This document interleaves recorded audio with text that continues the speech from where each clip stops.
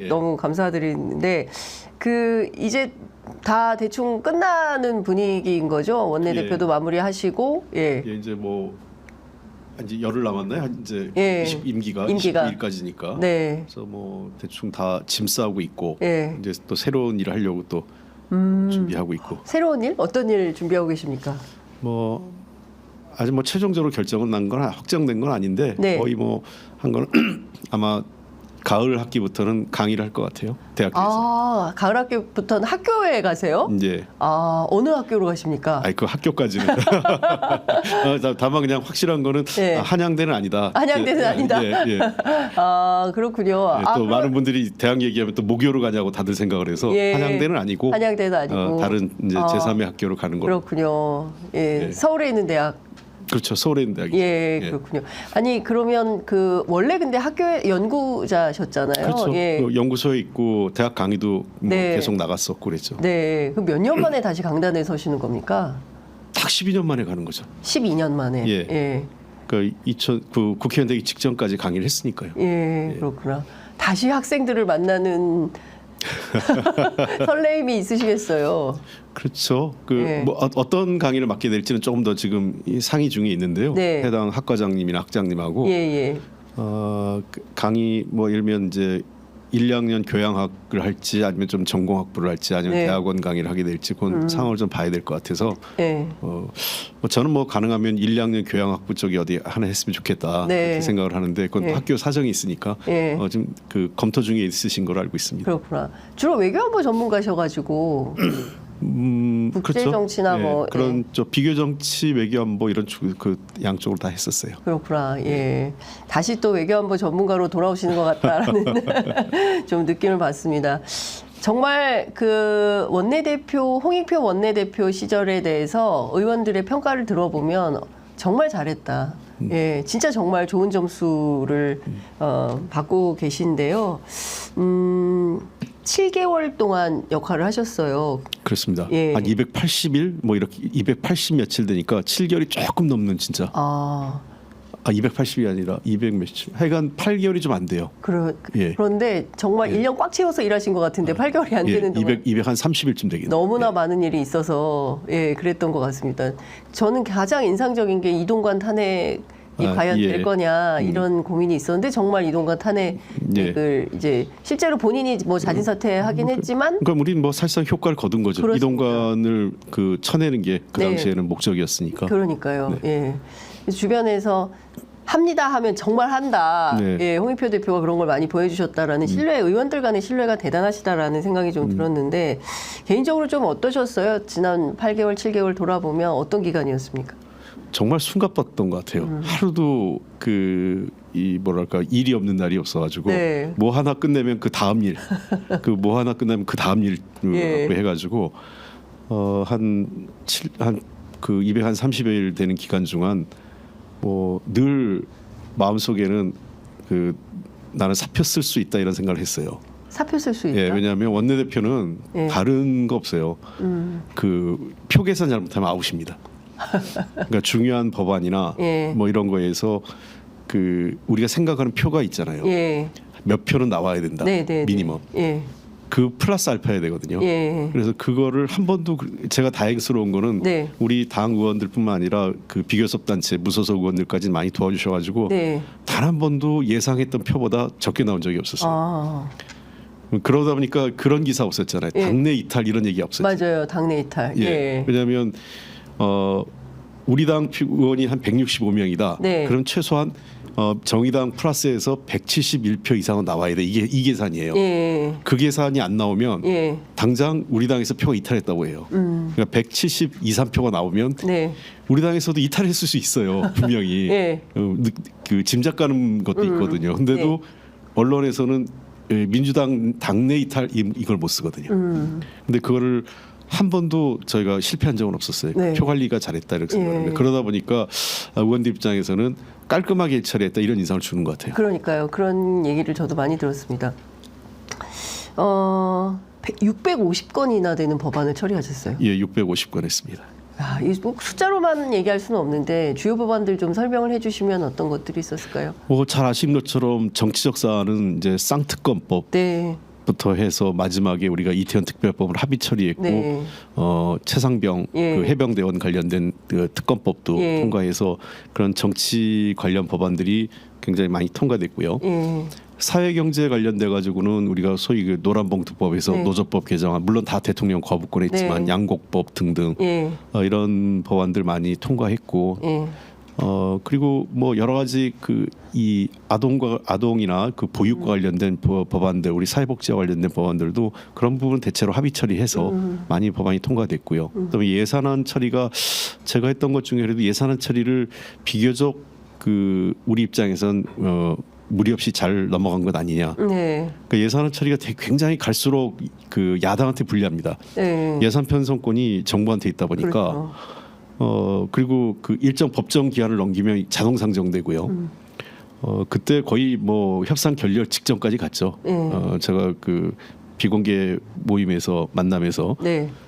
자리에 앉았다가 저쪽에서 그 제가 중요한 거는 R&D 예산, 네. 새만금 예산 예. 그리고 지역화폐 이 세 가지인데 어느 기준 이상 안 되면 나는 안 한다. 네. 그리고 무조건 감액시키겠다. 우리 증액은 못하니까 예. 감액만 한 4조 원 정도를 만들어놨어요. 그게 제일 컸어요. 예. 감액안을 한 4조 원 감액하는 안을 만들어놨고 네. 그리고 그걸 던졌죠. 나 이렇게 예. 한다. 예.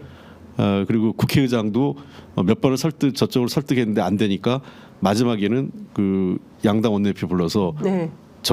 안 되면 감액안 그 민주당이 홍 대표가 준비한 민주당 감액안 나 통과시키겠다 얘기를 했고요.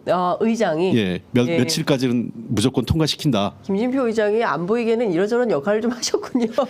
김진표 의장님이 비판은 많이 당하시는데. 이런 것 같아요. 밖에서 보이는 거하고 네. 저하고 사실 얘기한 거는 좀 그 차이가 있어요. 그걸 다 말씀드릴 수 없는데 네. 그렇다면 의장의 중립성 문제 그런 문제가 또 네. 조금 더 논란이 될 것 같아서 예.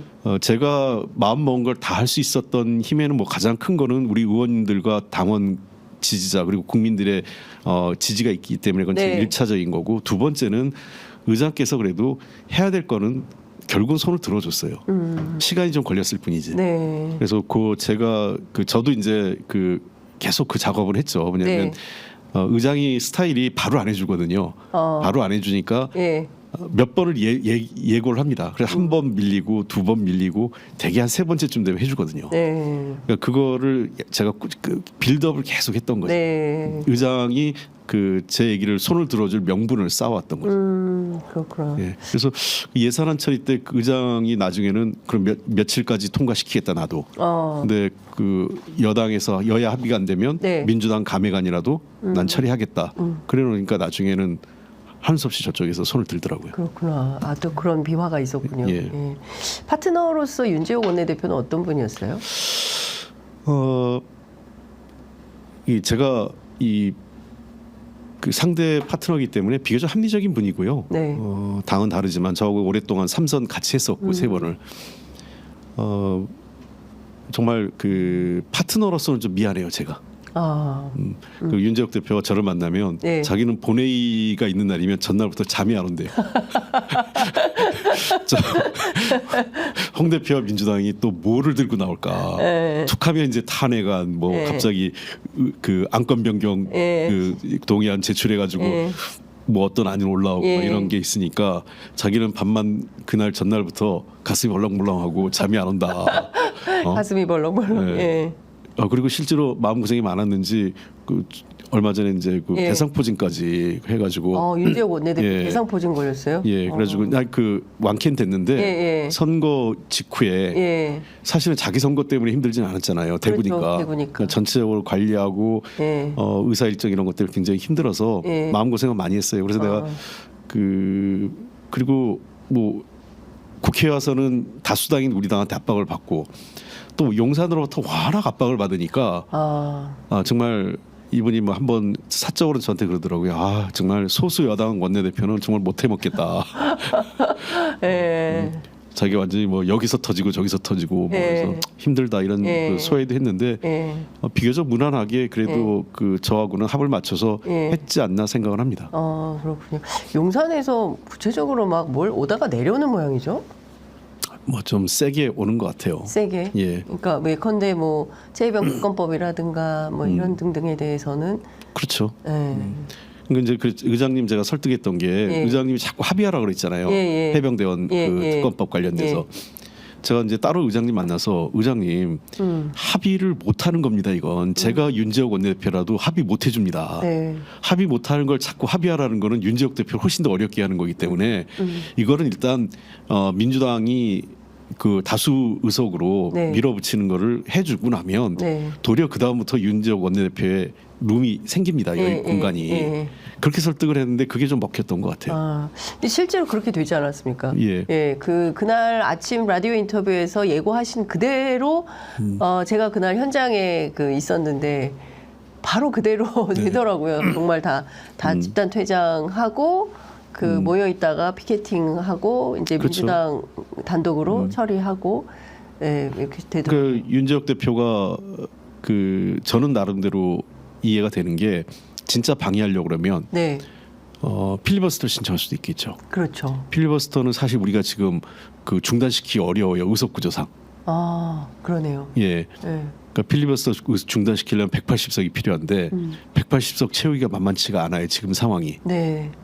그런 걸 그날 아마 중단 못 시켰을 겁니다. 그러면 이제 필리버스터를 할 수 있었고 또 여러 가지 물리적으로 또 좀 저항할 수도 있었는데 그냥 퇴장을 선택했거든요. 그러니까 이제 저도 이제 여러 가지 가능성을 봤죠. 필리버스터를 할까, 뭘 할까, 어떻게 할지 이런 이제 저희도 대응 단계의 시나리오를 뭐 A, B, C 여러 개 해놨는데 그래도 제일 저희가 낮은 단계인 그냥 단순 퇴장으로 했기 때문에 저희도 한숨을 돌렸죠. 만약에 필리버스터를 당시에 국민의힘이 신청했다고 한다면 어떻게 됐을까요? 며칠은 끌었죠. 3, 4일은 끌고 저희가 180석 가까운 의석을 확보하려고 굉장히 애를 먹었을 거예요.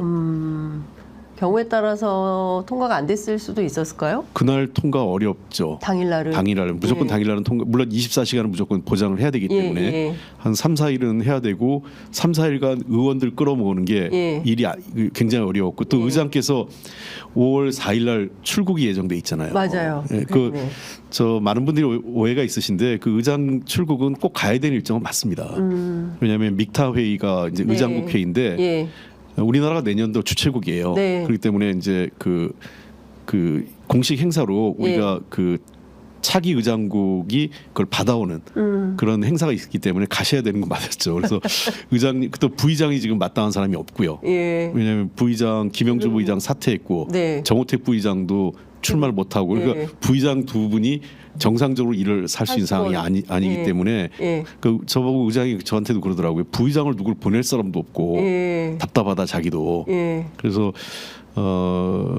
만약에 그날 그쪽이 필리버스터를 했으면 저희도 상당히 난감해하는 의장이 부재한 상태고 의장도 해외 출국이 어려운 상황이 될 수도 있고 또 의장이 나가면 그 자체를 필리버스터 중단시킬 의장 부의장도 마땅치 않은 상태고요. 근데 필리버스터라는 어떤 수단을 활용할 수 없었던 건 이거 했다가 더 욕먹는다 이런 판단을 국민의힘이 했을 수도 있지 않을까요? 그게 제일 컸어요. 그러니까 뭐 필리버스터를 하게 되면 우리도 저 생각은 했죠.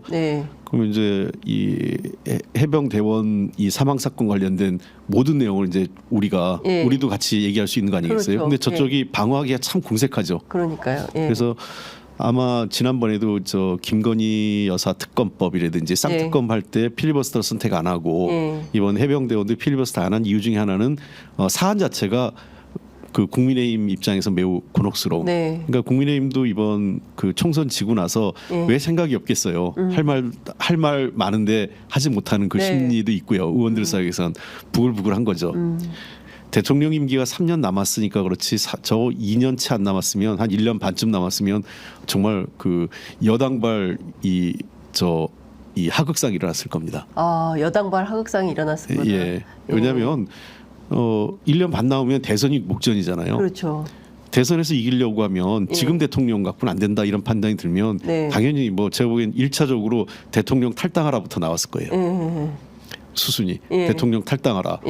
그리고 도리어 여당발 무슨 특검법 수용 이런 것들이 더 나왔을 가능성이 있는데 참 묘하게도 3년의 임기가 아직까지는 집권 여당의 대통령으로서의 힘이 있는 대통령이고 또 지방선거까지도 울며 겨자 먹기로 같이 가지 않을 수 없는 상황. 그 상황이 지금 여당 내 상황을 봉합시키는 거지. 저 지방선거 없고 1년 반 남았다면 1년 반 이내로 임기 남았다면 네. 아마 사단 벌어졌을 겁니다.